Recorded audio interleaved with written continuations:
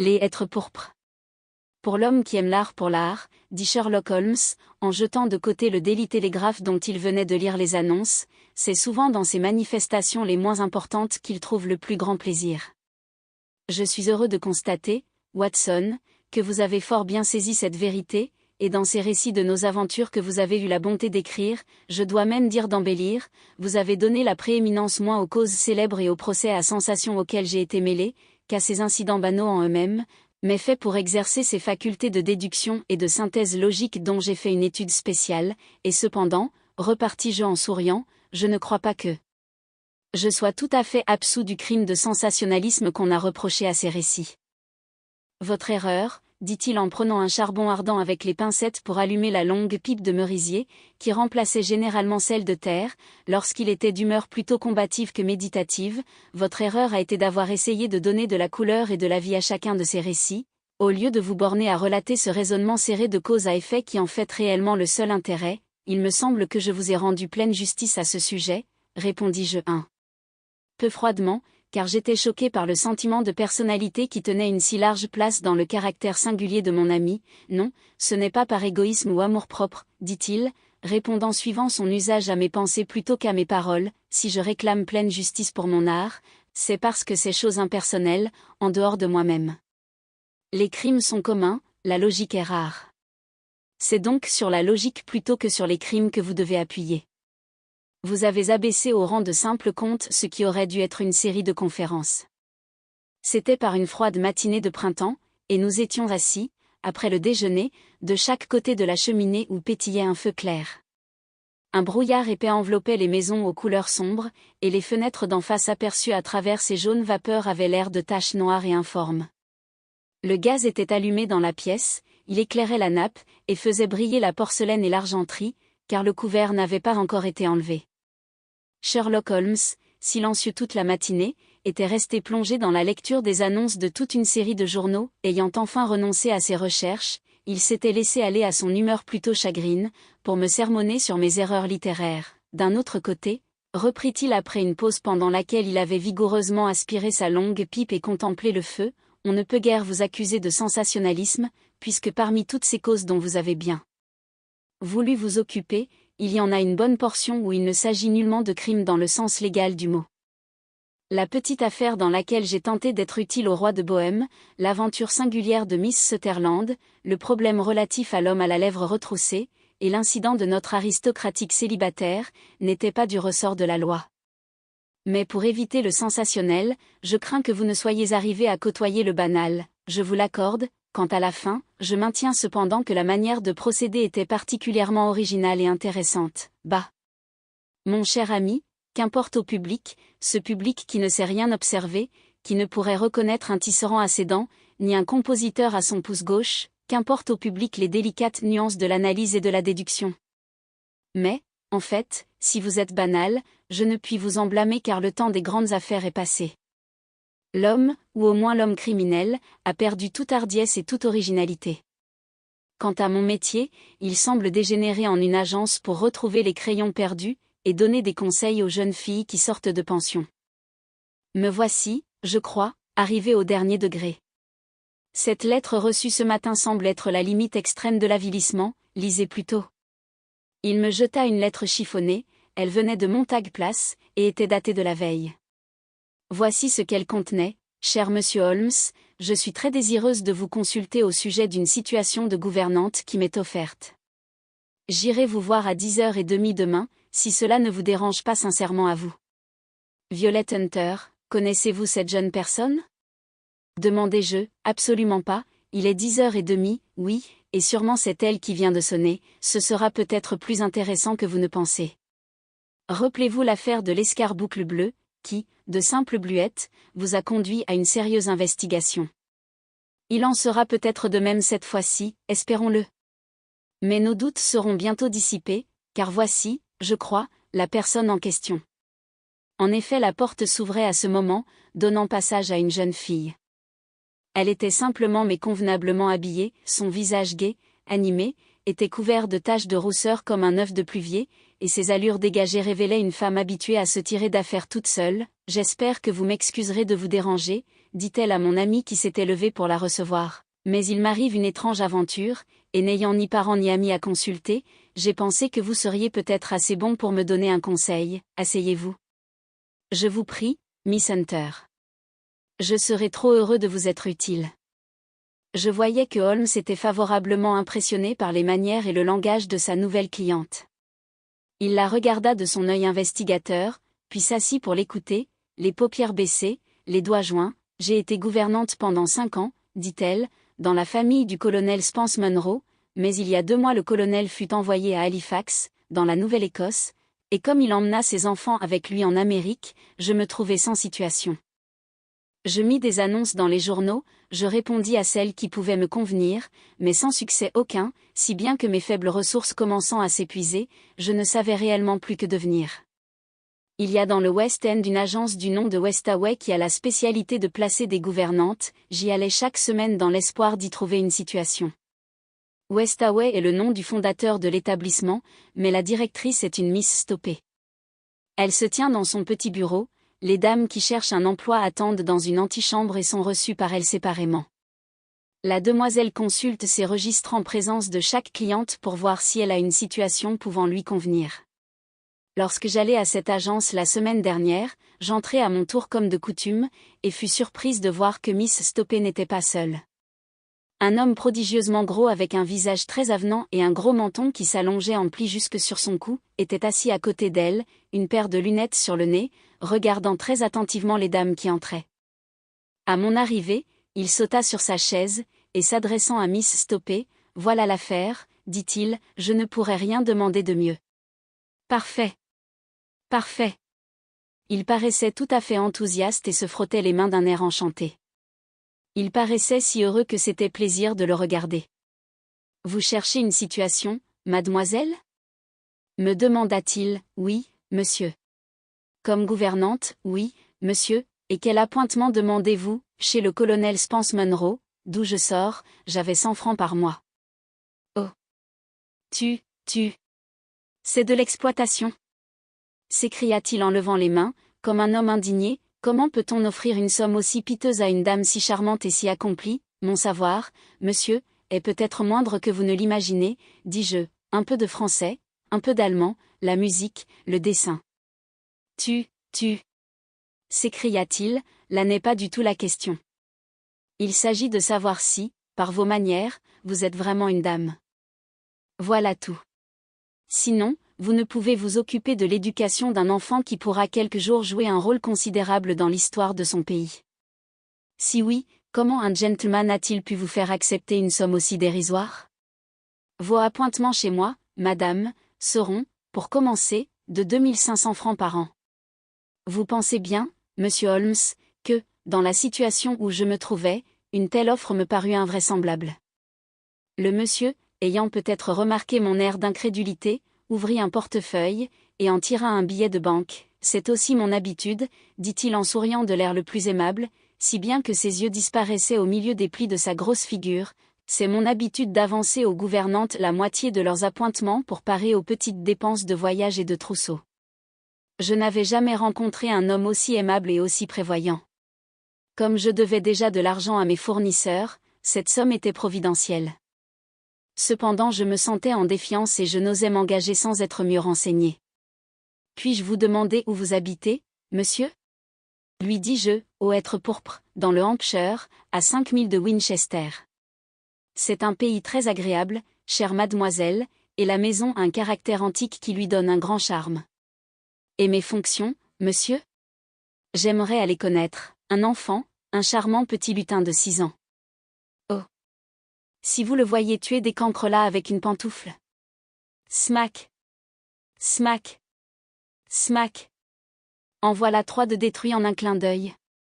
Il se renversa sur sa chaise, et se prit à rire de telle manière que ses yeux disparurent une fois de plus. J'étais un peu étonné des jeux de cet enfant, mais le rire du père me fit croire qu'il plaisantait. « Je n'aurai donc pas d'autre fonction, dis-je, que de m'occuper d'un enfant unique ? » « Non, ce ne seront pas les seuls, ma chère enfant, s'écria-t-il. Vous aurez, comme de raison, à obéir aux instructions que ma femme pourra vous donner, pourvu toutefois qu'elles soient de celles qu'une dame puisse exécuter sans manquer aux convenances. Vous n'y voyez aucune objection, et je serai heureuse de me rendre utile, c'est cela. Passons à la toilette maintenant. Sur ce chapitre, par exemple, nous sommes un peu maniaques, voyez-vous, maniaques, mais bon. Si on vous demandait de porter une robe quelconque donnée par nous, vous ne vous opposeriez pas à notre petite fantaisie, hein? Non, dis-je, très surprise, si on vous demandait de vous asseoir ici, ou là, cela ne vous offusquerait pas? Oh. Non, ou de couper vos cheveux avant de venir chez nous? Je pouvais à peine en croire mes oreilles. Comme vous voyez, monsieur Holmes, mes cheveux sont abondants, et d'un ton châtain assez particulier. On disait autour de moi qu'ils avaient la nuance rêvée par les artistes. Je ne pouvais accepter l'idée de les sacrifier ainsi, je crains que ceci soit tout à fait impossible, dis-je. Il me regardait attentivement avec ses petits yeux, et, sur ma réponse négative, je ris une ombre passer sur ses traits. Malheureusement, c'est tout à fait essentiel, dit-il. C'est une idée de ma femme et les idées de femme, mademoiselle, doivent être respectées. Alors vous ne voulez pas couper vos cheveux? Non, monsieur, réellement, je ne puis pas, répondis-je nettement. Ah. Très bien, cela tranche la question. C'est dommage, parce que sous les autres rapports vous me conveniez admirablement. Dans ce cas, Miss Stoppé, je désirerais voir encore quelques-unes de vos jeunes clientes. La directrice était restée tout le temps plongée dans ses papiers, sans dire un seul mot, mais elle me regarda d'un air si désappointé que je compris qu'elle perdait par mon refus une belle commission. « Désirez-vous que votre nom reste sur nos livres ?» me demanda-t-elle. « S'il vous plaît, Miss Stoppé, au fond, cela me semble assez inutile, puisque vous refusez de la sorte les offres les plus avantageuses, dit-elle aigrement. Vous ne pouvez guère vous attendre à ce que nous fassions de nouveaux efforts pour vous retrouver une occasion comme celle-ci. Au revoir, Miss Hunter. » Elle frappa sur un timbre, et le groom me reconduisit à la porte. Je dois vous avouer, monsieur Holmes, qu'en rentrant chez moi, où je trouvais mes armoires vides et 2 ou 3 factures sur la table, je commençais à regretter ma décision. Après tout, si ces gens avaient des idées étranges, et demandaient mon acquiescement à des choses extraordinaires, ils m'en indemnisaient largement. Bien peu de gouvernantes en Angleterre gagnent 2500 francs par an. D'ailleurs, à quoi me servaient mes cheveux? Il y a des femmes à qui les cheveux courts vont bien, j'étais peut-être du nombre. Le lendemain je commençais à trouver que j'avais fait une bêtise, et le jour d'après, j'en étais persuadée.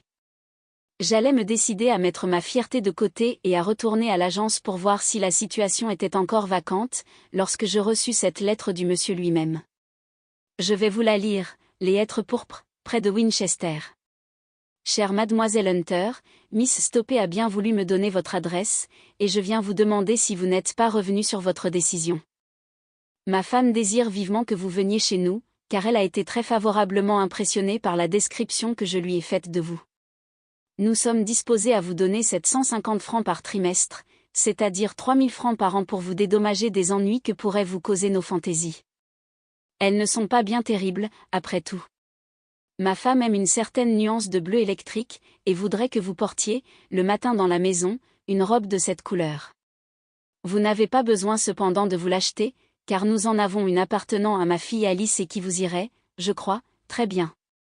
Quant à vous asseoir ici et là, à vous distraire de la manière qui vous sera indiquée, cela ne peut vraiment vous gêner en rien. Pour vos cheveux, c'est certainement grand dommage, car je n'ai pas pu m'empêcher dans notre court entretien de les admirer, mais je dois insister sur ce point, et j'espère que cette augmentation d'appointement vous dédommagera de ce sacrifice. Vos fonctions auprès de l'enfant seront faciles. J'espère que vous allez venir, j'irai vous chercher avec le dog-car à Winchester. Faites-moi seulement savoir le train que vous prendrez. Sincèrement à vous. Geoffroy Rucastle. Voilà la lettre que je viens de recevoir, monsieur Holmes, et je suis décidé à accepter. J'ai cru devoir cependant soumettre la chose à votre examen avant de prendre un engagement définitif, mais Miss Hunter, si vous êtes décidée, cela tranche la question. Seriez-vous d'avis de refuser? J'avoue que ce n'est pas précisément la situation que je choisirais pour ma sœur, par exemple. Qu'est-ce que tout cela peut signifier, monsieur Holmes? Ah! Je n'ai aucune idée là-dessus. Je n'en sais rien. Et vous-même avez-vous une opinion? Je ne vois qu'une seule explication plausible. Monsieur Rucastle paraît être un aimable homme doué d'un bon cœur. Mais sa femme est peut-être folle, et alors il cherche à se plier à toutes ses fantaisies pour empêcher les crises et pour éviter qu'on ne l'enferme dans un asile. C'est possible et je dirais même probable. Mais de toute façon cela ne présage pas un intérieur très agréable pour une jeune fille, et les appointements, monsieur Holmes, eh bien. Oui, c'est tentant, je l'avoue, trop tentant même. C'est là ce qui m'inquiète. Pourquoi vous offrent-ils 3000 francs par an, alors qu'ils auraient plus de gouvernantes qu'ils n'en voudraient à 1000 francs? Il y a quelque chose là-dessous, j'ai pensé qu'en vous mettant aujourd'hui au courant de tout cela, vous seriez au fait si j'ai besoin de vous plus tard. Je me sentirai plus forte, si je suis soutenue par vous. Oh. Vous pouvez compter sur moi. Il y a bien des mois que je n'ai rencontré un problème aussi intéressant, tous ces détails sont étranges. En cas de doute, ou de danger, danger. Quel danger prévoyez-vous? Holmes secoua la tête gravement, ce ne serait plus un danger si nous pouvions le définir. Mais, à quelque heure du jour ou de la nuit qu'un télégramme de vous me parvienne, je me porte à votre secours. Cela me suffit. Elle se leva vivement, toute trace d'anxiété avait disparu de sa figure. Je vais m'en aller dans le Hampshire sans aucune inquiétude. J'écris sur l'heure à monsieur Rucastle, je sacrifie mes pauvres cheveux ce soir, et je pars pour Winchester demain.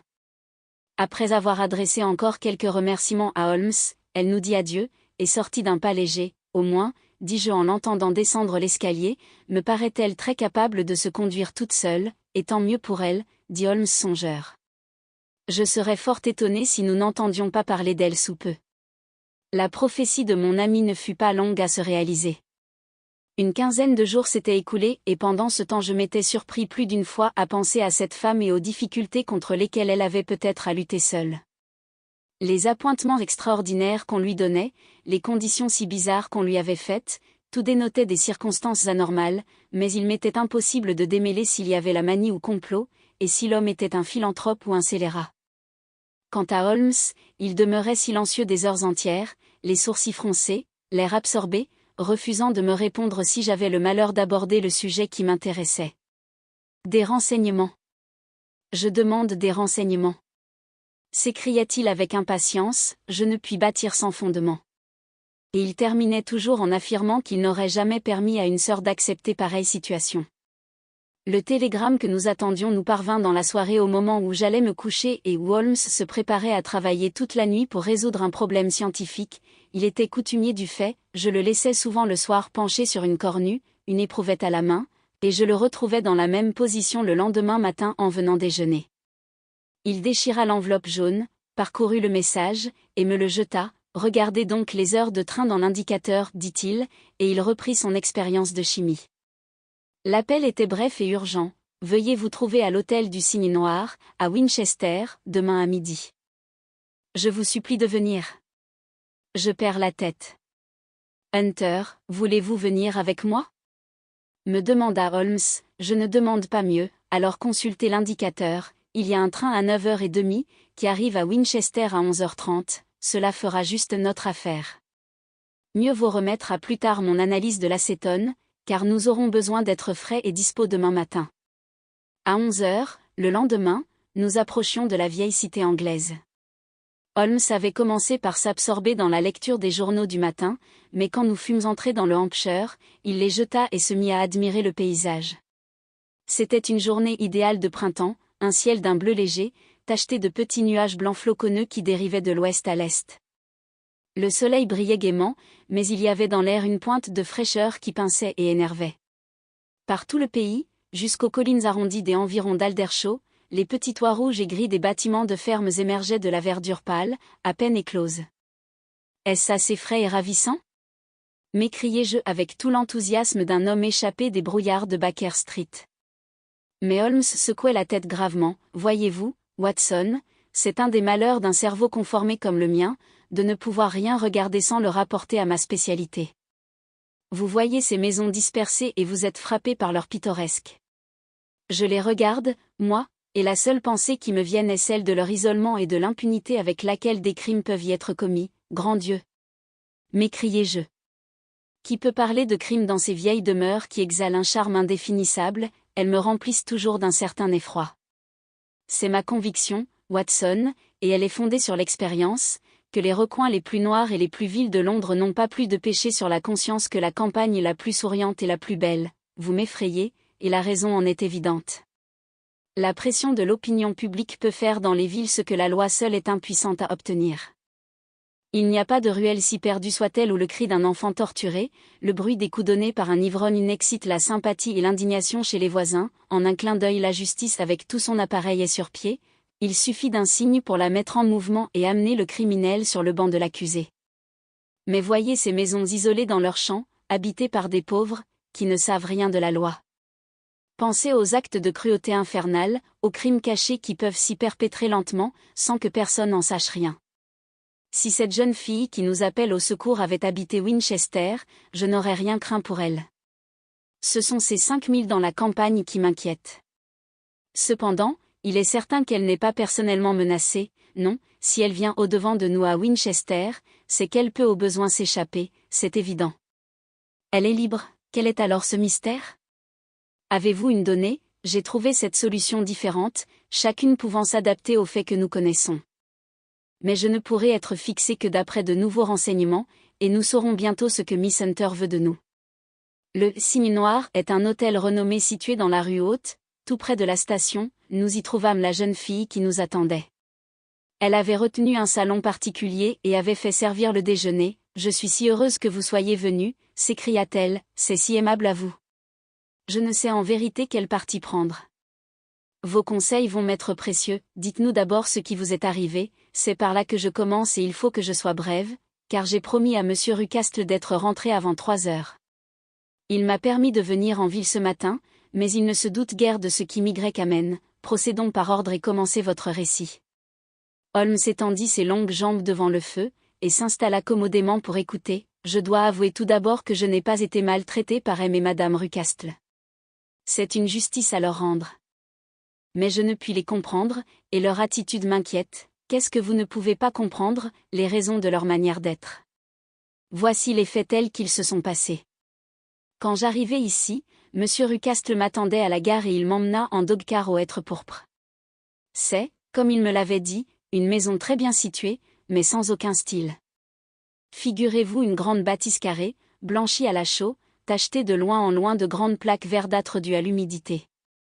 Aux alentours, sur 3 côtés, des bois, et sur le 4e une prairie qui descend vers la grande route de Southampton, route qui se trouve à 100 mètres environ de la porte d'entrée. La prairie est la propriété de monsieur Rucastle, mais tout le reste fait partie du domaine de Lord Southerton. Un bouquet de hêtres pourpres, juste en face de la porte, a donné son nom à cet endroit. Monsieur Rucastle, qui s'était montré fort aimable, me présenta en arrivant à sa femme et à son enfant. Nous nous étions trompés, monsieur Holmes, en pensant que madame Rucastle pouvait être folle. C'est une femme pâle, silencieuse, beaucoup plus jeune que son mari, car elle n'a pas plus de 30 ans, et lui ne peut guère en avoir moins de 45. J'ai cru comprendre qu'ils étaient mariés depuis environ 7 ans, que monsieur Rucastle l'avait épousée étant veuf et que le seul enfant qu'il ait eu de sa première femme est cette fille qui est allée à Philadelphie. Monsieur Rucastle me confia en secret que la raison du départ de sa fille était l'aversion exagérée qu'elle avait pour sa belle-mère dont la jeunesse rendait évidemment difficile la situation de mademoiselle Rucastle dans la maison de son père.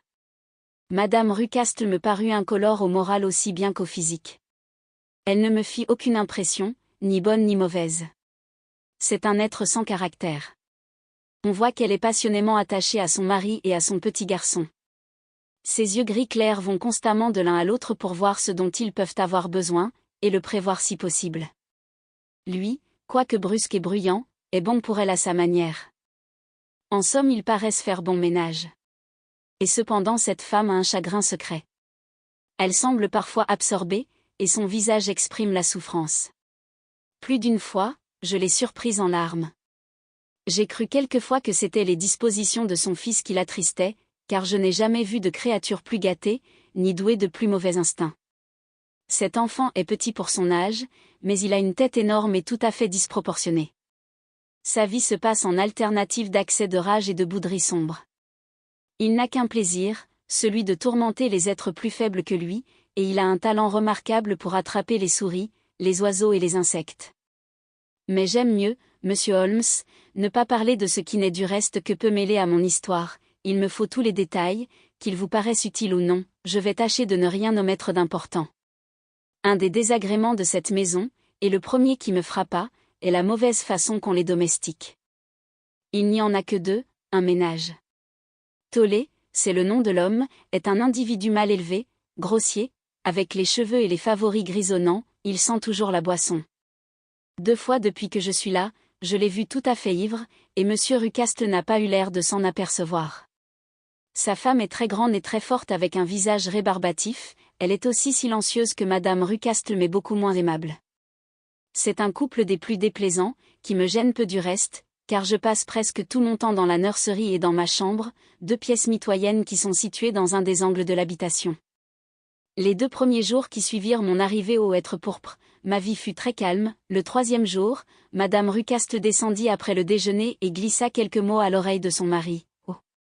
Oui, dit-il, se tournant vers moi, nous vous sommes très reconnaissants, Miss Hunter, d'avoir sacrifié vos cheveux à notre fantaisie. Je vous assure que cela sied fort bien. Nous allons voir maintenant comment vous va la robe bleue électrique. Vous la trouverez sur votre lit, et si vous voulez avoir la bonté de l'essayer, nous en serons très heureux. » Le costume, que je trouvais préparé pour moi, dans ma chambre, était d'un bleu tout particulier. L'étoffe, une sorte de serge, était de belle qualité, mais avait certainement servi. L'ensemble m'habillait à merveille et semblait fait sur mesure. M et madame Rucastle en témoignèrent leur joie d'une manière tout à fait exagérée. Ils m'attendaient dans le salon, une très grande pièce donnant sur la façade, avec 3 portes-fenêtres. Une chaise avait été placée auprès de la fenêtre du milieu, le dossier tourné vers l'extérieur. On me demanda de m'y asseoir, et monsieur Rucastle, se promenant de long en large de l'autre côté de la pièce, se mit à me raconter les histoires les plus invraisemblables. Vous ne pouvez vous imaginer combien il était drôle et amusant, et je fus prise d'un fou rire. Madame Rucastle, qui ne comprend évidemment pas la plaisanterie, ne se dérida pas un instant, mais resta assise, les mains allongées sur les genoux et l'air anxieux. Au bout d'1 heure environ, monsieur Rucastle fit tout à coup remarquer qu'il était temps de se mettre au travail, et que je pouvais me déshabiller pour aller rejoindre le petit Édouard dans la nurserie. 2 jours après, la même cérémonie recommença, exactement dans les mêmes conditions. Je m'habillai de nouveau, je m'assis près de la fenêtre et je ris autant que la première fois des amusantes histoires tirées de l'inépuisable répertoire de mon hôte qui excellait à les raconter. Ensuite il me donna un roman à couverture jaune, et tournant un peu ma chaise pour que mon ombre ne tombât pas sur la page, il me demanda de le lui lire à haute voix. Je lus pendant environ 10 minutes, une page prise au hasard, puis monsieur Rucastle m'interrompit au beau milieu d'une phrase et m'enjoignit d'aller changer de costume. Vous pouvez facilement vous imaginer, monsieur Holmes, combien cette extraordinaire cérémonie excita ma curiosité. Ils avaient toujours soin, je remarquai, de me faire tourner le dos à la fenêtre, de sorte que je fus bientôt consumé du désir de voir ce qui se passait derrière moi. À première vue, cela paraissait impossible, mais je trouvai bientôt un moyen. Ma glace à main s'était cassée, ce qui me donna l'heureuse idée d'en dissimuler un morceau dans mon mouchoir. La fois suivante, au milieu de mes rires, je portai mon mouchoir à mes yeux, et pus ainsi voir ce qu'il y avait derrière moi. J'avoue que je fus désappointé. Il n'y avait rien, absolument rien. Du moins, ce fut ma première impression. Mais, en regardant de nouveau, j'aperçus sur la route de Southampton, route très fréquentée, un petit homme habillé de gris, portant toute la barbe, et qui, appuyé contre la barrière, semblait regarder fixement de mon côté. Je baissai mon mouchoir, et mes yeux rencontrèrent ceux de madame Rucastle. Elle ne dit rien, mais je suis convaincu qu'elle avait deviné ma supercherie. Elle se leva tout de suite. « Jeffrey, dit-elle, il y a un impertinent sur la route qui ne cesse de regarder Miss Hunter. Ce n'est pas un de vos amis, Miss Hunter ? » me demanda-t-il. « Non, je ne connais personne par ici. »« Par exemple ? » ?»« Quelle impertinence !»« Retournez-vous et faites-lui signe de s'en aller, voulez-vous, il me semble qu'il vaudrait bien mieux n'avoir pas l'air d'y faire attention. »« Non, non, nous l'aurions toujours à rôder par là. »« Tournez-vous donc, et faites-lui signe, comme cela. » Je fis comme il me disait, et aussitôt madame Rucastle baissa le store. C'était la semaine dernière, et depuis lors je ne me suis plus assise à la fenêtre, je n'ai plus porté la robe bleue et je n'ai plus vu l'homme sur la route. Continuez, je vous prie, dit Holmes, votre récit promet d'être des plus intéressants. Vous allez, je le crains, le trouver un peu incohérent, et il n'y aura pas toujours beaucoup de rapport entre les différents incidents que j'ai à vous raconter. Le jour même de mon arrivée au Hêtre Pourpre, M. Rucastle me conduisit à une petite dépendance, près de la porte de la cuisine. En approchant, j'entendis le bruit d'une chaîne et d'un gros animal se remuant. « Regardez par là », me dit M. Rucastle, en me montrant une fente entre deux planches. « N'est-ce pas qu'il est beau ?» Je regardai et j'aperçus d'abord deux yeux brillants, puis une forme que l'obscurité rendait très vague. « N'ayez pas peur, » me dit-il, en riant du frisson qui avait parcouru mes membres. « Ce n'est que Carlo, mon matin. » Je dis « mon », mais le vieux Tollé est la seule personne qui puisse en venir à bout. On lui donne à manger une fois par jour, et pas trop encore, de sorte qu'il est toujours mauvais comme la gale. Tollé le lâche chaque nuit, et Dieu ait pitié du voleur qui lui tomberait sous la dent. Pour l'amour du ciel, ne mettez le pied dehors la nuit sous aucun prétexte, car ce serait risquer votre vie. Le conseil n'était pas sans valeur. 2 jours après, je regardais par la fenêtre de ma chambre à 2 heures du matin. Il faisait un beau clair de lune, qui donnait à la pelouse devant la maison un reflet argenté et l'éclairait presque comme en plein jour. Je restais là, charmé de la beauté tranquille de ce spectacle, quand je vis remuer quelque chose sous l'ombre des hêtres. Puis je vis émerger un chien gigantesque, grand comme un veau, de couleur roussâtre, avec le museau noir, les lèvres pendantes, les os saillants. Il traversa lentement la pelouse et disparut dans l'ombre du côté opposé. La vue de cette terrible sentinelle muette me glaça le cœur plus qu'un voleur n'aurait pu le faire, je crois. Et maintenant, j'en arrive à une très étrange aventure. J'avais, vous le savez, coupé mes cheveux à Londres, et je les avais mis au fond de ma malle. Un soir, l'enfant couché, je me mis à examiner l'ameublement de ma chambre, et à arranger mes effets. Il y avait là une vieille commode, dont les 2 tiroirs d'en haut étaient vides et ouverts, tandis que celui d'en bas était fermé à clé. J'avais rempli les 2 premiers de linge, et comme j'avais encore beaucoup de choses à ranger, j'étais ennuyé de ne pouvoir utiliser le 3e. Je m'imaginais qu'il pouvait être resté fermé par oubli, et je pris mon trousseau de clés pour essayer de l'ouvrir. La première clé y réussit. Il n'y avait qu'une chose dedans, et je parie que vous ne devinerez jamais ce que c'était, mes propres cheveux. Je les pris et les examinai. C'était exactement la même couleur, et la même quantité. Mais comment mes propres cheveux pouvaient-ils avoir été enfermés dans ce tiroir ? C'était absolument impossible. Les mains tremblantes, j'ouvris ma malle et y retrouvai mes cheveux. Je comparai les 2 tresses, elles étaient absolument identiques. N'était-ce pas extraordinaire ? J'avais beau chercher, je ne pouvais comprendre ce que cela signifiait. Je remis les autres cheveux dans le tiroir, et je ne parlais pas de cette aventure au Rucastle, car je sentais que je m'étais mise dans mon tort en ouvrant un tiroir qu'ils avaient fermé. Je suis observatrice de ma nature, monsieur Holmes, vous l'avez peut-être remarqué, et j'eus bientôt le plan de toute la maison assez net dans la tête. Il y en avait tout un côté qui ne me paraissait pas habité. Une porte, près des appartements du ménage Tollé, conduisait évidemment dans cette partie de la maison, mais cette porte était toujours fermée à clé. Un jour, pourtant, en montant l'escalier, je vis M. Rucastle passer par cette porte, ses clés à la main, et le visage tout différent de celui qui en faisait l'homme rond et jovial que je connaissais. Il avait les joues rouges, le front tout plissé de colère, et les veines des tempes gonflées. Il ferma la porte et passa rapidement près de moi sans me parler et sans même me regarder. Cela excita ma curiosité, et quand je sortis avec l'enfant pour me promener dans le jardin, je me dirigeai vers le côté d'où je pouvais voir les fenêtres de cette partie de la maison. Il y en avait 4 en ligne, dont 3 simplement sales, tandis que la 4e était barricadée. Évidemment personne n'habitait là.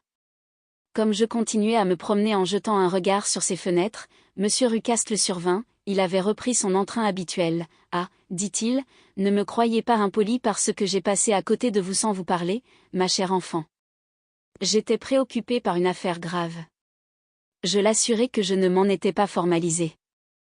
À propos, ajoutai-je, il me semble que vous avez toute une série de pièces inoccupées là-haut, il y en a même une dont les volets sont fermés. » Il parut surpris, et tressaillit même légèrement à cette remarque. « La photographie est une de mes passions, dit-il.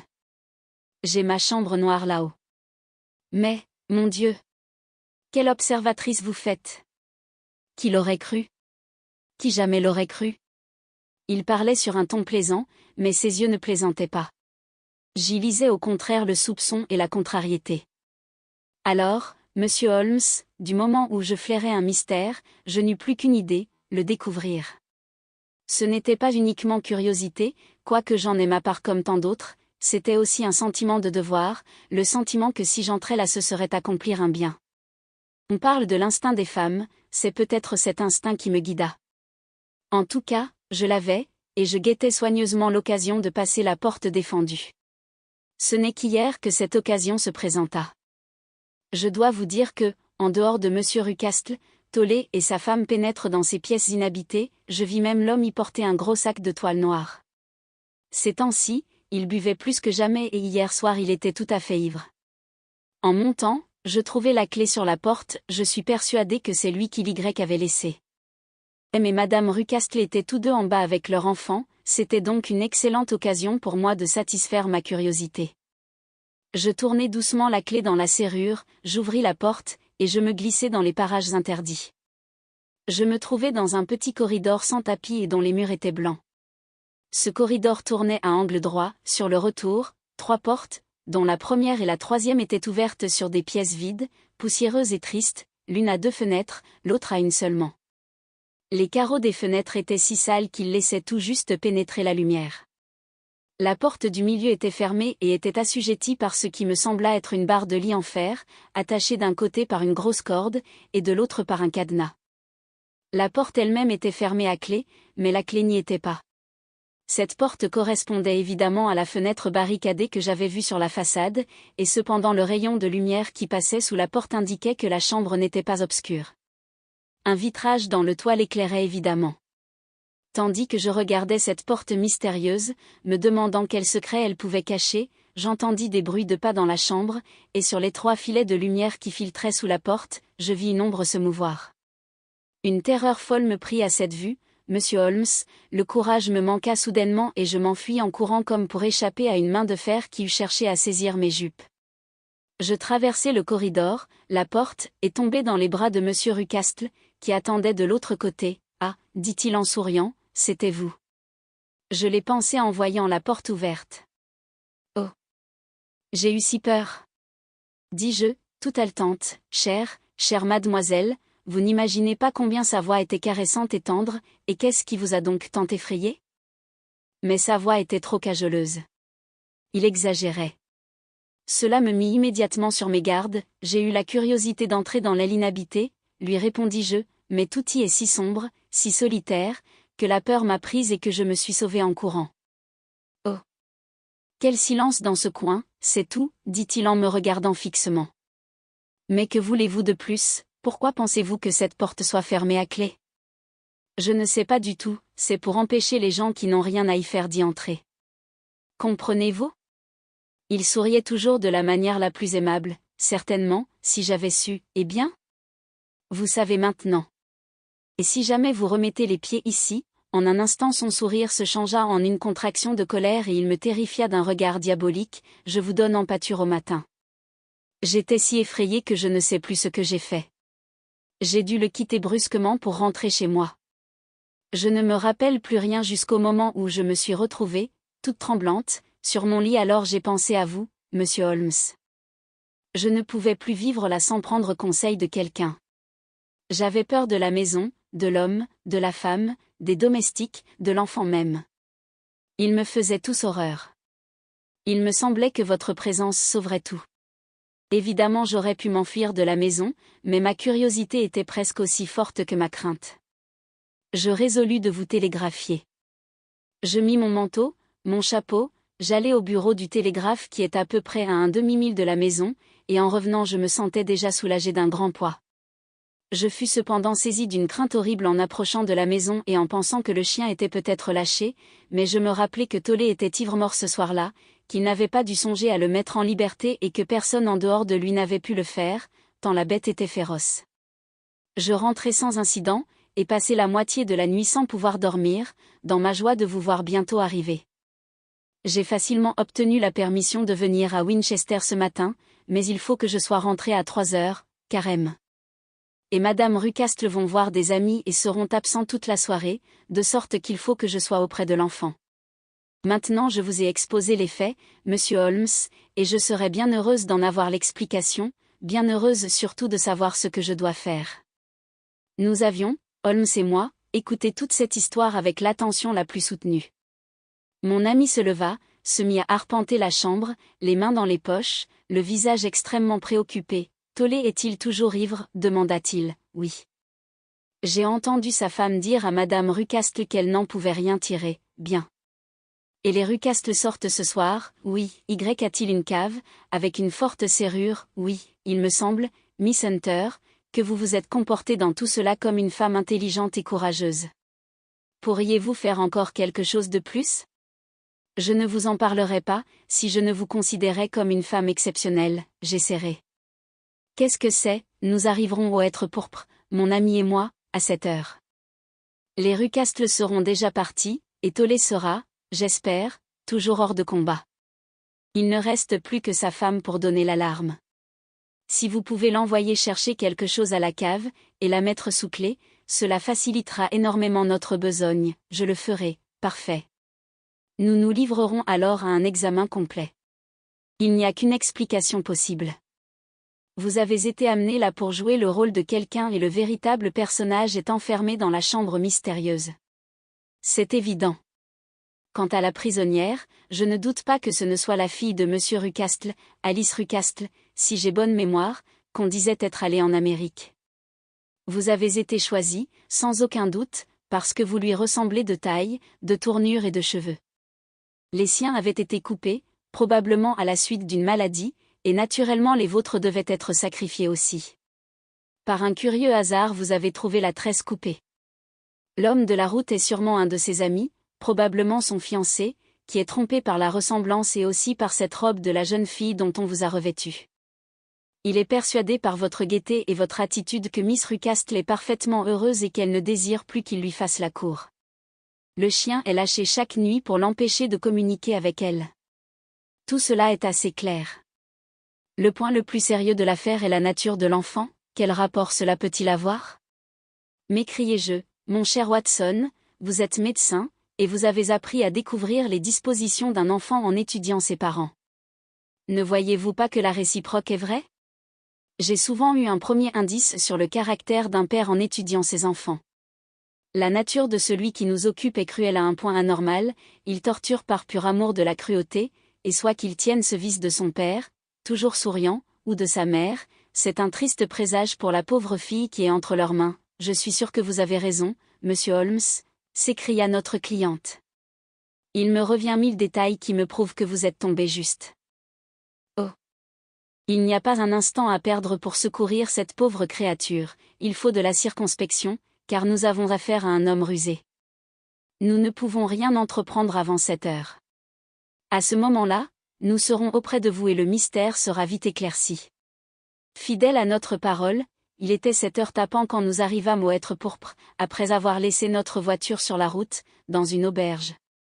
Le groupe d'arbres, au feuillage sombre, brillant comme du métal poli à la lumière du soleil couchant nous aurait suffisamment désigné la maison, si Miss Hunter elle-même ne nous eût attendus souriante sur le pas de la porte.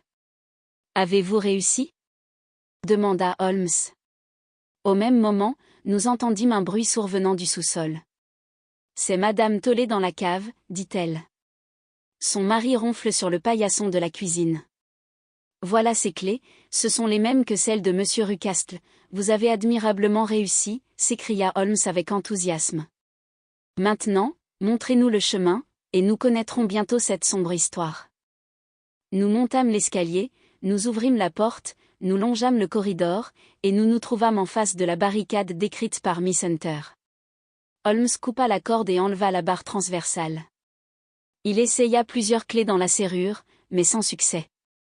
Nul bruit ne venait de l'intérieur, et, à ce silence, la face de Holmes s'assombrit. « J'espère que nous n'arrivons pas trop tard, dit-il. Je crois, Miss Hunter, qu'il vaut mieux que nous entrions seuls. Allons, Watson, mettez l'épaule, et essayons d'enfoncer la porte. » C'était une vieille porte qui céda tout de suite à nos efforts. Nous nous précipitâmes à l'intérieur. La pièce était vide. Il n'y avait pour mobilier qu'un petit lit de camp, une petite table et un panier plein de linge. Le vitrage percé dans le toit était ouvert et la prisonnière était partie. Une nouvelle scélératesse, dit Holmes. L'excellent homme a deviné les intentions de Miss Hunter et a enlevé sa victime, mais par où? Par le toit. Nous allons bien voir comment il a fait. Il se hissa par la lucarne. Oh, oui, cria-t-il, voici le bout d'une longue échelle appuyée à la gouttière. C'est par là qu'il l'a enlevé, mais c'est impossible, dit Miss Hunter. L'échelle n'y était pas quand les Rucastle sont partis, il est revenu tout exprès. Je vous dis que c'est un homme très fort et très dangereux. Je ne serais pas étonné que ce fût lui que j'entends monter. Watson, je crois que vous feriez bien de tenir votre pistolet prêt. Il n'avait pas fini qu'apparut à la porte un homme très gros et très grand, avec un énorme bâton à la main. Miss Hunter poussa un cri aigu et s'appuya au mur, mais Sherlock Holmes s'élança au-devant de l'individu, misérable. Où est votre fille? Le gros homme regarda autour de lui, et aperçut la lucarne ouverte. C'est à moi de vous le demander, hurla-t-il, voleur. Espion et voleur. Je vous ai pris, hein? Vous êtes entre mes mains. Je vais vous arranger d'une belle manière. Il se précipita dehors et descendit 4 à 4 l'escalier. Il est allé chercher le chien, s'écria Miss Hunter. J'ai mon revolver, dis-je, il vaut mieux aller fermer la porte de la maison, répliqua Holmes, et nous descendîmes rapidement. Nous étions à peine en bas que nous entendîmes les abois d'un chien, puis un hurlement d'agonie et un bruit de lutte épouvantable. Un homme âgé, au visage rouge, aux jambes tremblantes parut en titubant devant la porte. « Mon Dieu !» cria-t-il. Quelqu'un a lâché le chien. Il n'a pas mangé depuis 2 jours. Vite, vite, ou il sera trop tard. Holmes et moi courûmes dehors pour faire le tour de la maison, suivis de Tolley. L'énorme animal affamé avait terrassé Rucastle et se roulait avec lui sur le soie, la gueule plongée dans la gorge de l'homme. Je m'approchai et lui fis sauter la cervelle d'un coup de revolver, il s'affaissa, mais ses dents blanches ne quittèrent pas les gras replis du cou de sa victime. À grand-peine nous les séparâmes, et transportâmes dans la maison le blessé, encore vivant, mais horriblement déchiré. On l'étendit sur un sofa, tandis que Tolley allait chercher sa femme, je fis ce que je pus pour alléger ses douleurs. Nous étions tous autour de lui quand la porte s'ouvrit et donna passage à une grande et forte femme. « Madame Tolley » s'écria Miss Hunter. « Oui, mademoiselle, monsieur Rucastle m'a ouvert en rentrant avant de vous rejoindre là-haut. »« Ah ! Mademoiselle, quel malheur que vous ne m'ayez pas dit vos projets, j'aurais pu vous avertir que c'était inutile. »« Ah !» dit Holmes, en la regardant attentivement. « Il est clair que madame Tolley en sait plus que personne là-dessus. Oui, monsieur, et je suis prête à dire tout ce que je sais. Eh bien. Asseyez-vous, et dites-le, car je confesse qu'il y a plusieurs points qui restent obscurs.